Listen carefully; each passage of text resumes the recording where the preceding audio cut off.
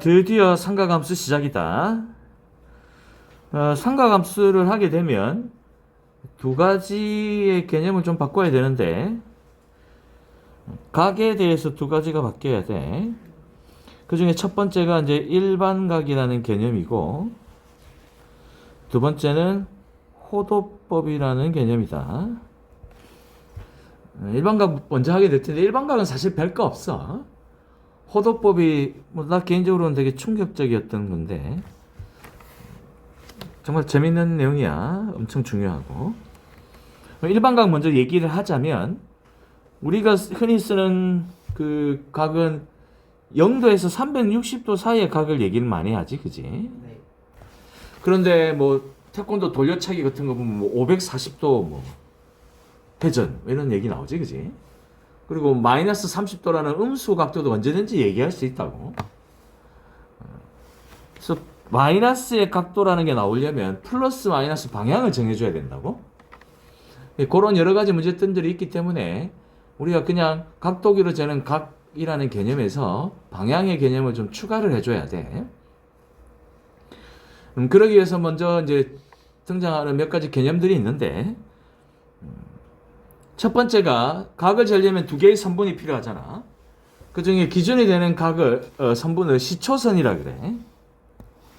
일본식 한자 같은데 출발선이야 그냥. 왜 시초선이라는지 나 잘 모르겠어. 시작할 시자에 첫 초자인 것 같은데, 이런 평소에도 쓰지도 않는 이런 이상한 표현을 빨리 바꿔야지. 그래서 기준을 이렇게 잡아. 보통은 x축의 양의 방향으로 잡는다. 그래서 x로 많이 써. 그 다음에 이제 출발선이 있으면 끝선이 있어야 되잖아요. 그지? 끝선을 나타내는 선분을 동경이라 그래. 도쿄는 아니야. 근데 왜 동경인지 모르겠어. 동경이란 말이 뭔지 모르겠어, 솔직히.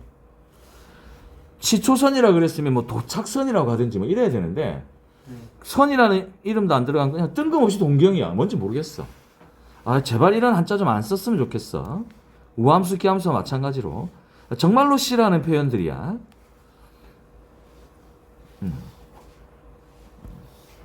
그래서 어쨌든 한 점을 공유하는 출발점으로 하는 두 개의 선이 필요하고, 오른쪽 그림에서 보면 x축의 양의 방향을 시초선으로 잡아놓고 시계 반대 방향으로 도는 걸 각을 재는 양의 방향으로 정했다. 이유는 되게 단순해. 오른손잡이 기준이야. 오른손잡이가 벽에 손을 딱 대면 요 엄지가 가리키는 방향이 나중에 이제 Z축의 방향이 되고, 손가락 4개가 감싸는 방향이 있지? 이 방향을 그냥 플러스로 만든 거야. 그러니까 오른손잡이 세상이기 때문에 시계 반대 방향으로 도는 게 각도를 재는 양의 방향으로 정해졌을 뿐이야. 그러면 그 반대로 도는 건, 즉 시계 방향으로 도는 건 음의 방향으로 각을 잰다 그래. 그래서 시초선을 기준으로 똑같은 각을 재더라도 시계 반대 방향으로 재면 예를 들어 플러스 30도, 시계 반대 방향으로 재면 예를 들면 마이너스 30도야. 각을 엄격하게 할 때는 그렇고, 일반적으로 평범하게 얘기할 때는 방향은 그림을 보면 알 수 있으니까 절대값으로 이야기하는 경우도 많아. 그래서 음수의 각도를 어떻게 재는지를 얘기했고, 한 바퀴가 360도인데 그걸 넘어서는 각도도 잴 수 있게 허용을 해주면 그게 그냥 일반각이야. 예를 하나 들어보자. 그래서 하나의 각을 표현하는 방식은 무수히 많을 수 있는데,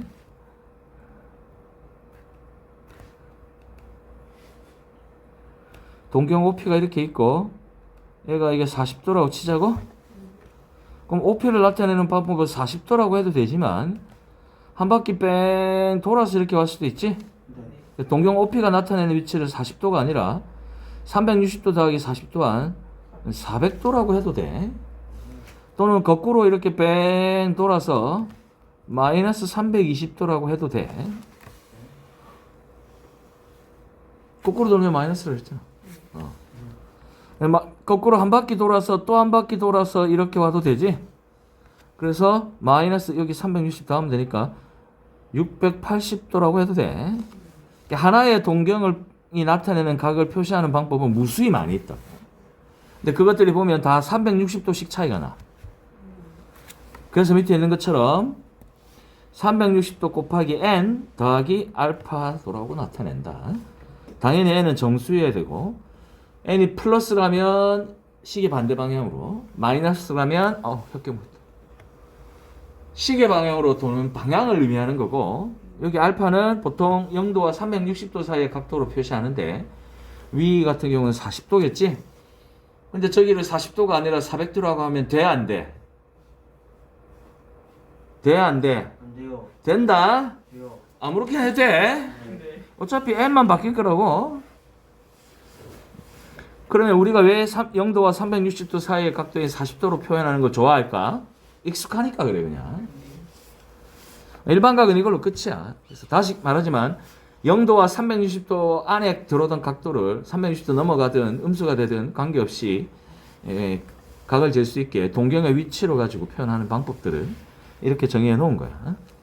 역시나 제일 중요한 건 각이 플러스인 방향과 마이너스인 방향이 어떻게 결정되어 있는지지, 정해져 있는지지.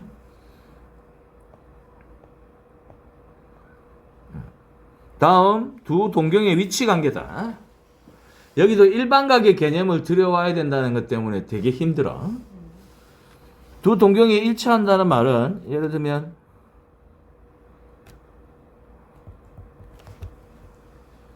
이렇게 했을 때 OP가 나타내는 동경도 여기고 OQ가 나타내는 동경도 여기일 수 있지, 그지? 그럼 동경이 일치한다고? 그러면 저 OP가 나타내는 각을 알파라 그러고 OQ가 나타내는 각을 베타라 그랬을 때 알파와 베타 사이에 무슨 관계가 있을까? 알파 이퀄 베타 하면 안 돼.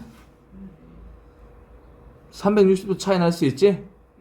360도의 정수배만큼 차이 날 수 있다, 그지? 그래서 알파 빼기 베타는 0이 아니라 360도 곱하기 n이 붙어줘야 된다. 이게 일반각으로 되면 저것 때문에 많이 틀린다고. 밑에 얘들을 다 보면 알겠지만 우리가 생각해낼 수 있는 그 관계식에서 360도 곱하기 n이 다 붙어 있다는 걸 쉽게 확인할 수 있을 거야. 이걸 절대로 빼먹으면 안 돼. 이제부터는. 저거 빼먹는 순간 틀린다. 바로 얘에서 볼 수 있다. 다음, 두 동경이 일직선 위에 있고 방향이 반대다. 예를 들면 위에 그림에서 OQ가 이렇게 있을 수도 있지? 그럼 OP가 이렇게 각이고 알파가, 베타는 이렇게 잰 각일 거니까 베타에서 알파를 빼면 180도 차이 난다, 그지? 이게 일직선이니까. 그래서 베타 빼기 알파 좀 반대로 해도 돼. 어차피 음수각도 가능하니까. 알파 빼기 베타가 180도다 하면 안 된다, 그지? 거기에 반드시 360도 곱하기 n을 붙여줘야 돼. 다음, x축의 대칭이라면 이제 찾아봐. 두 동경이 x축의 대칭이면 알파와 베타 사이에 360도에는 나중에 붙이더라도 어떤 관계가 있을까? 여기가 OP고 여기가 OQ라 치자. 이 각의 절대값이 같다. 어떤 관계 있어? 여기가 플러스 알파였으면 이렇게 가면 마이너스 알파지? 네. 그러니까 알파하고 베타를 더하면 얼마다? 0이라고. 그러니까 쓸 때는 알파 더하기 베타는 360도 곱하기 n이다 라고 써주면 되겠지. y축의 대칭이면 OP가 이렇게 있고 OQ가 이렇게 있으면 동경 OP가 알파, 동경 OQ가 베타다. 무슨 관계 있어? 요 알파라고 되어 있는 요 절대값이 여기랑 같지? 네. 그러니까 알파 더하기 베타가 몇 도면 돼? 180도면 된다고. 그지? 네. 요 각의 크기랑 요 각의 크기가 같잖아. 네. 이 각의 크기가 베타라 그랬잖아. 그러니까 베타에다 알파 더하면 180도잖아. 네. 그지? 그래서 알파 더하기 베타는 180도 하면 돼. 근데 쓸 때는 뭐라고 써야 된다? 360도 곱하기 n을 붙여주면 된다. y 꼴 x의 대칭일 때는 어떻게 되는지는 직접 찾아봐.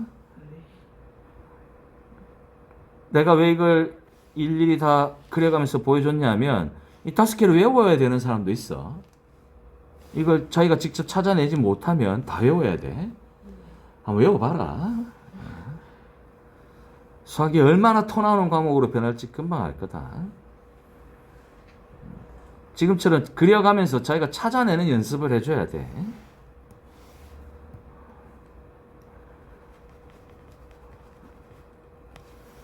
이런 게 많아지니까 생각해야 되는 게 많아지고 외울 게 너무 많아지니까 안 외우고 찾아낼 수 있는 건 찾아내야 된다고? 그게 엄청 스트레스지. 다시 한번 얘기하지만 수상하랑 수원 2에서 나온 내용, 암기해야 될 내용보다 미적분 하나에서 외울 내용이 더 많아.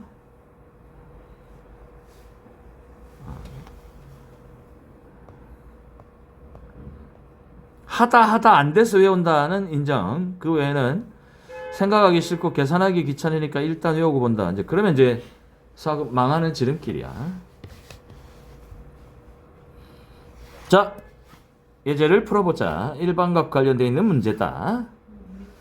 자, 세타가 제1사분면의 각일 때 2분의 세타는 몇 사분면이냐? 오, 엄청 쉽네. 1사분면이니까 세타는 0도보다는 크고 90도보다는 작다, 그지? 네. 그럼 2분의 세타는 0도보다는 크고 45도보다는 작을 거니까 제 1사분면 뭔가 이상하지? 이거 틀렸다. 어디가 틀렸지? 이렇게 풀면 안 돼. 일반각으로 하라 그랬지? 네. 그래서 360도 곱하기 n 더하기 0도보다는 크고 360도 곱하기 n 더하기 90도보다는 작다고 식이 세워져야 돼. 그래서 2분의 세타는 180도 n보다는 크고 180도 n 더하기 45도보다는 작다고. 그래서 n에 0 집어넣으면 0도보다는 크고 45도보다는 작다가 돼서 1사분면이지만 n에 1 집어넣으면 180도보다는 크고 225도보다는 작다가 돼서 몇 사분면? 3사분면도 되는 거야.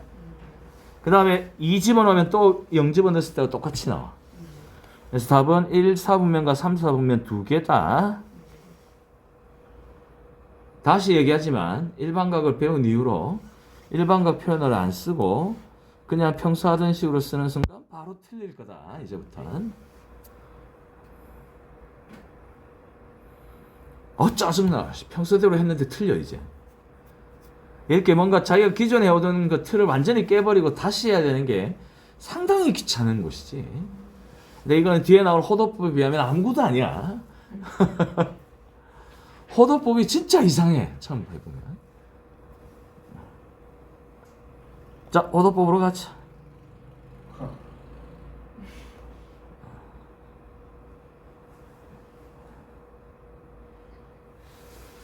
호도법 먼저 읽어볼게. 뒤에 있는 부분 호의 길이를 이용해서 각도의 크기를 나타내는 방법이야. 그래서 호 각의 크기인데 도자 있다 치고 호도법이야. 호의 길이로 가지고 각을 표시하는 방법이라고. 각은 각이요 길이는 길이요가 아니라 호도법이 등장하는 순간 각은 싹 다 사라져. 개념상으로만 각이 남아있어. 1도, 2도라는 개념으로만 남아있고 삼각함수에서 표시할 때는 길이로 표시한다. 각을. 그럼 무슨 길이로 하느냐? 호의 길이로 하겠다는 거야. 이게 원의 성질 중에 나오지? 중심각의 크기랑 호의 길이는 비례하잖아. 그지? 그러니까 중심각의 크기를 호의 길이로 표시해도 되겠다고 생각한 거야. 기준을 뭘로 삼을까만 정해주면 되거든? 그게 반지름의 길이가 1일 때를 기준으로 한 거야. 1일 때요.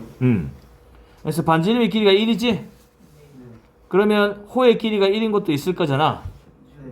거기에 대응되는 중심각의 크기가 있겠지? 그거를 이제부터 1이라고 하기로 한 거야. 그래서 세타는 1이야. 네? 세타는 1이라고. 네. 자, 이 중심각의 크기가 얼마냐라고 물어보면 세타를 물어보면 호의 길이가 얼마인지로 답을 하라고. 세타는 1이라고. 이게 호도법이야. 근데 반지름의 길이가 1이 아닐 수도 있지. R이 됐다고 치면 호의 길이는 또 R로 늘어나 있을 거잖아. 중심각의 크기는 변함이 없어도. 그래서 호의 길이로 답을 하려면 이 호의 길이를 그냥 답하면 안 되고 반지름의 길이로 나눠서 다 펴줘야 돼. 호의 길이가 반지름의 크기랑 비례하잖아, 그지? 그래서 호의 길이가 반지름의 길이가 1일 때 기준으로 중심각의 크기를 호의 길이로 표현하기로 했거든. 그러니까 반지름의 길이가 1이 아니면 1이 아닌 그 숫자로 나누어야 1일 때 길이가 표시가 되지. 그래서 호의 길이를 L이라고 하고 중심각의 크기를 세타라고 할 때 세타는 R 나누기 L이다. 호의 길이를 반지름의 길이로 나눈 놈이 중심각의 크기가 된다. 이런 식으로 표시하는 걸 호도법이라 그래. 처음에 정신없다 이거 하면 각으로 말 안 해줘. 왜 각에 갑자기 왜 파이가 나와요? 파이가 나오지. 우리가 익숙한 각에 대응시키기 위해서 파이를 등장시킨다. 우리가 익숙한 각이 180도지? 360도 해야 되는데. 자, 요거 180도다. 180도에 대응되는 호의 길이는 얼마야? 원의 둘레의 길이가 2파이r이잖아. 그러니까 2파이라고 r이 1이니까. 그럼 반원의 길이는 둘레의 길이는 파이지? 그래서 호의 길이가 파이일 때 중심각의 크기는 180도가 된다고. 오케이? 그래서 파이는 180도라고 계산해. 왼쪽에 있는 파이로 표시한 게 호도법으로 표시한 각이고 180도라고 표시한 게 60분법으로 표시한 각이야.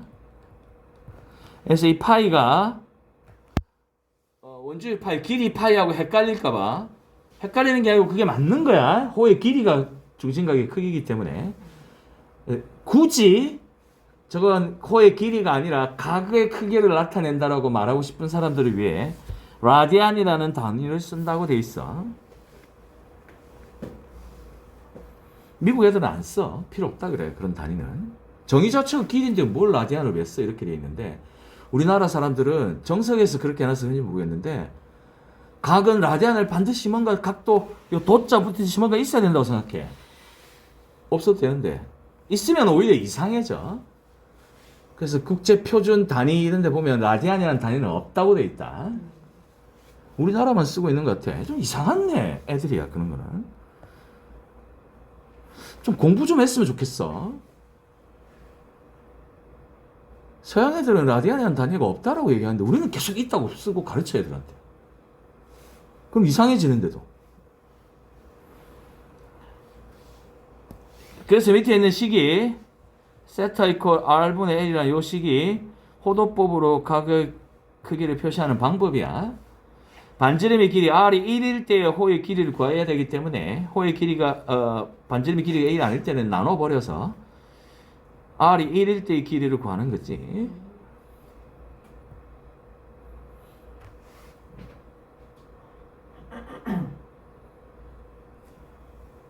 자, 그래서 파이는 180도만 알고 있으면 돼. 계산은. 그럼 90도는 180이 90이 되려면 2로 나누면 되지? 그러니까 파이를 2로 나누면 2분의 파이가 90도라고. 밑에 나와 있지? 45도는 또 2로 나누면 되지? 4분의 파이야. 60도는 3으로 나누면 되지? 3분의 파이. 30도는 6분의 파이. 36도는 5분의 파이. 이거 다 외워야 돼? 바로바로 해야 돼, 이거. 그래서 사인 6분의 파이가 얼마냐라고 앞으로 물을 거야. 얼마야? 네? 사인 6분의 파이가 얼마냐고. 6분의 파이. 6분의 파이가 파이 자리에 180도 넣으면 30도지? 아, 네. 사인 30도가 얼마냐고.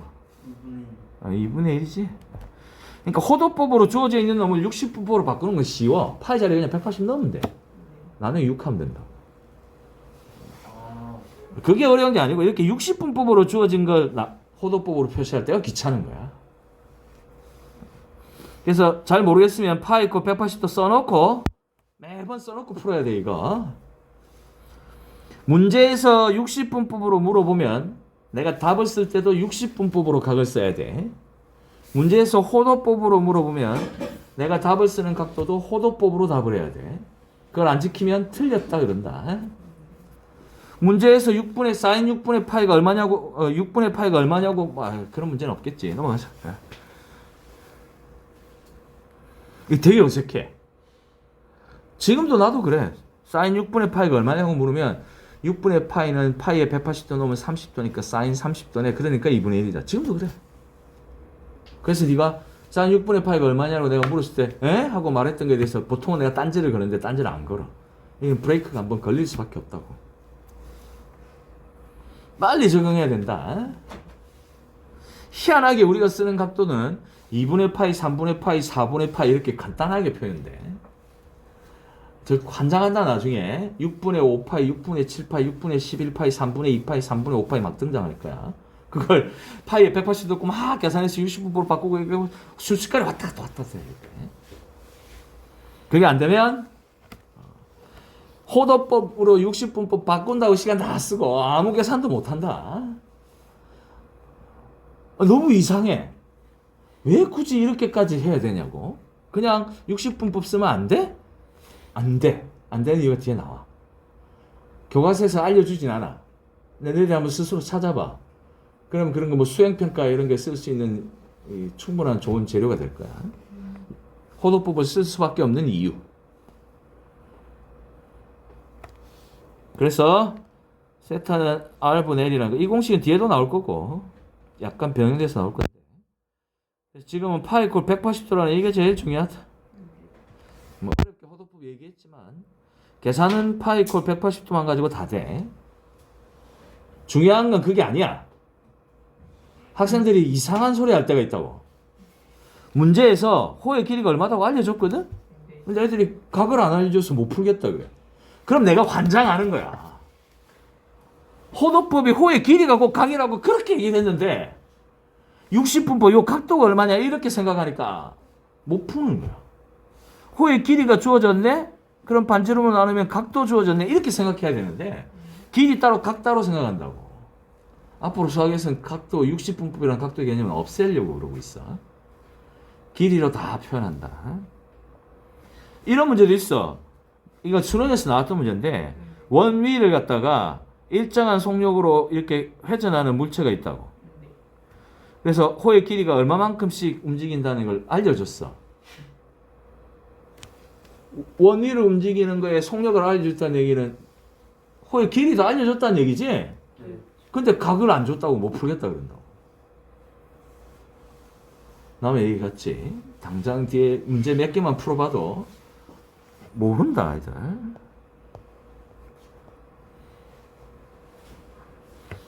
이걸 이용해서 이제 우리가 중학교 때 했던 부채꼴의 넓이, 뭐 둘레의 길이, 호의 길이 이런 것들 공식으로 만들어준 게 그 다음 장의 내용이다.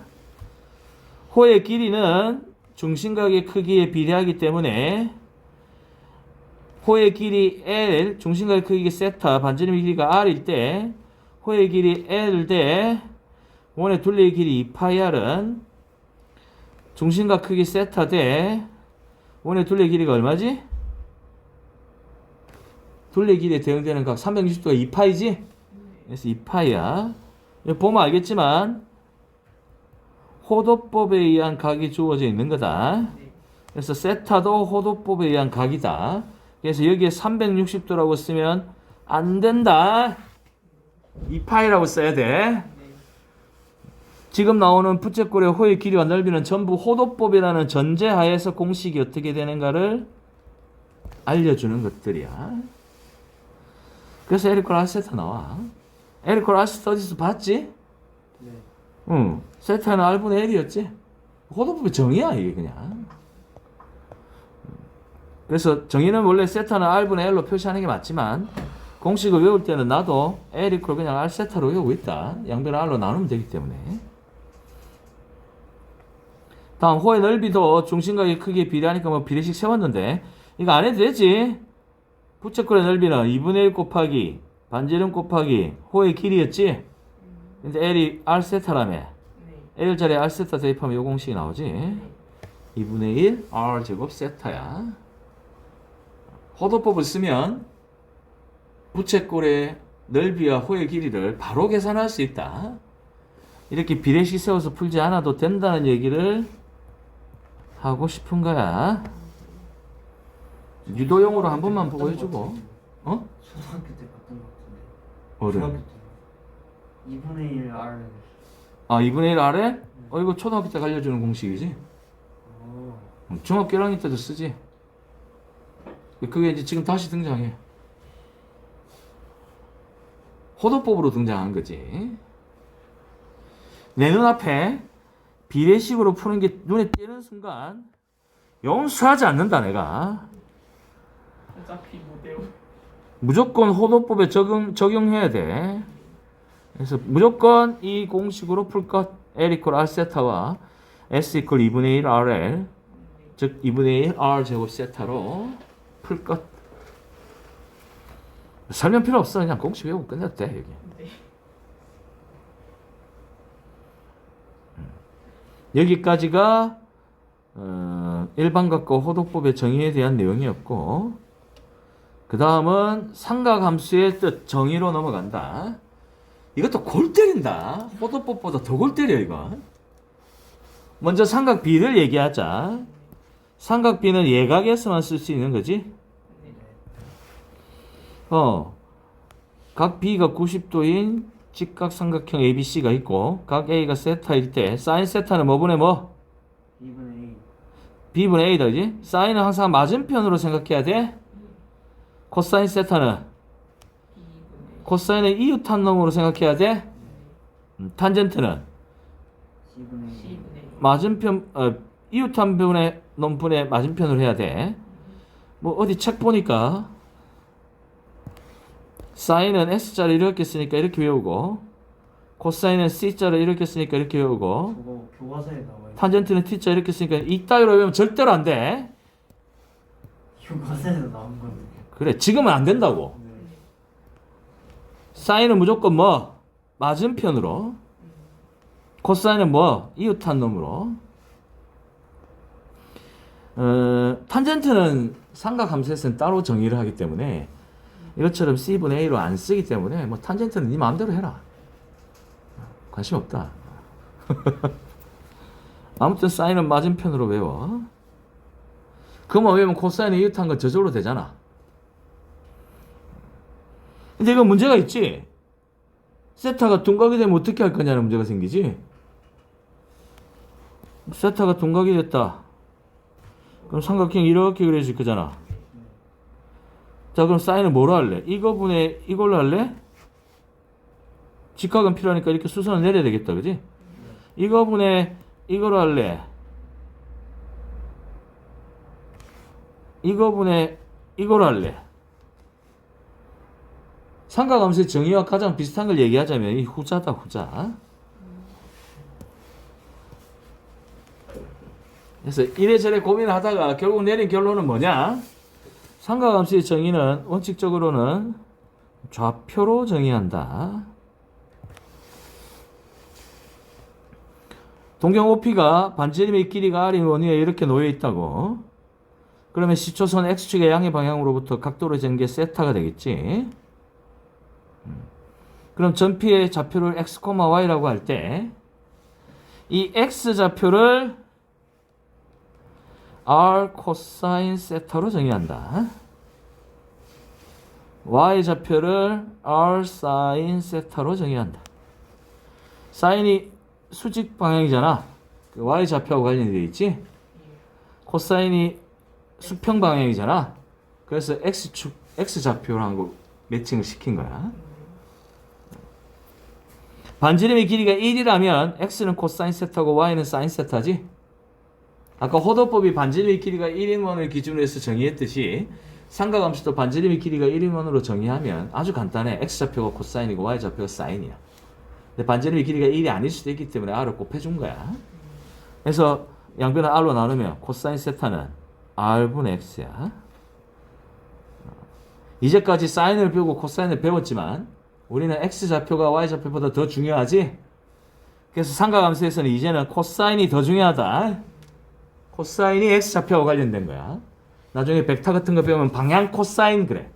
왜 사인이 아니고 코사인으로 하느냐? 코사인은 X축 방향이기 때문에 그래. 사인은 R분의 Y로 정의한다. 난 사실 이렇게 안 외우고 점 P, X, Y가 있으면 이놈은 점 P, X좌표가 R 코사인 세타고 Y좌표가 R 사인 세타 이렇게 해. 그래서 코사인 세타가 얼마냐 물으면 R로 나누면 되지.